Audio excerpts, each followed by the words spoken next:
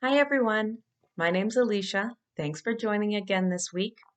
This week we're celebrating the second Sunday of Advent. In the Gospel today, we hear the message of John the Baptist calling us to make good choices to prepare the way of the Lord. This is a reading from the Gospel of Luke. There was a man named John who was the son of Zechariah. While John was living in the desert, God spoke to him and told him to preach to the people. So John went around the whole area of the Jordan River, telling everyone to change their lives and to be baptized, so that their sins would be forgiven. The prophet Isaiah had already written about this a long time ago when he said, "In the desert there is a voice of a herald proclaiming, 'Prepare the way of the coming of God. Make straight path for the coming of God. Every valley will be filled in, and every mountain and hill will be made small.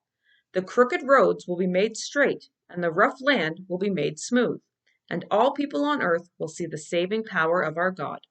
The Gospel of the Lord. During Advent, we prepare to celebrate Jesus' birth. We do this by making good choices. When we make a poor choice, we can choose to turn back to God by asking Him for forgiveness. Today, we heard about John the Baptist preparing the way for the Lord. What does it mean to be prepared? Do you get ready for school each day? What are some things that you do to prepare for school? Wake up, get dressed, pack your lunch and your backpack. Are you careful to remember to do all of those things? If you were to skip breakfast, you would be hungry and not be able to learn as well. What if you skipped getting dressed and went to school in your pajamas? You wouldn't want to show up in your pajamas without eating.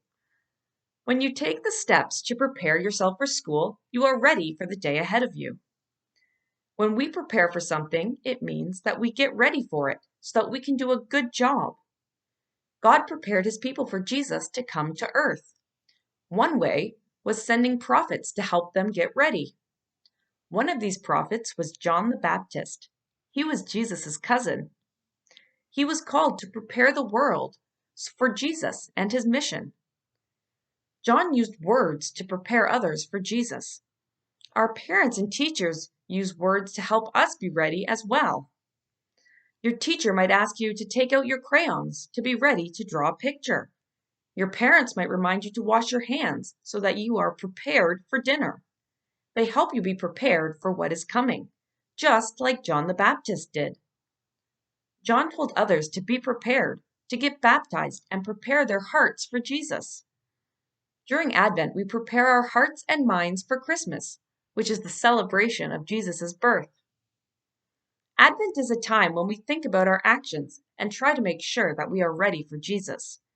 We think about what we could do better and try to make a change in our lives. God asks us to make good choices to help our friends and love each other. What are some good choices that we can make to be a friend to others?